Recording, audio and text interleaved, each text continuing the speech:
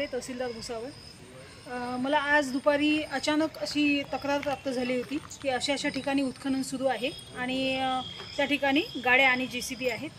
तर ते माझ्या आणि जळगावच्या हद्दीवर होतं. तिथे मी गोपनीय पद्धतीनं दुसऱ्या रस्त्याने तिथे जाण्याचा प्रयत्न केला.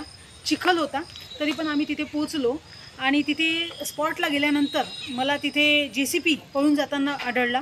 त्यानंतर आणखी थोडं समोर आम्ही गेलो पायी चालत जंगलामध्ये, तेव्हा काही गाड्यासुद्धा इकडे तिकडे सैरावैरा धावत असलेल्या दिसल्या. त्यांनी गौण खनिज उलटून दिला.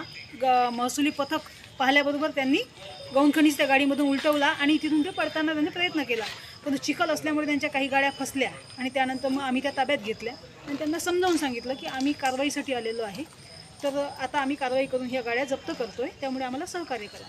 त्यानंतर पोलिसांना पाचारण केलं आणि मग त्या गाड्या आम्ही इथे आणून लावलेल्या आहेत. टोटल किती गाड्या मॅडम? 6 डंपर आहेत आणि 1 JCB आहे.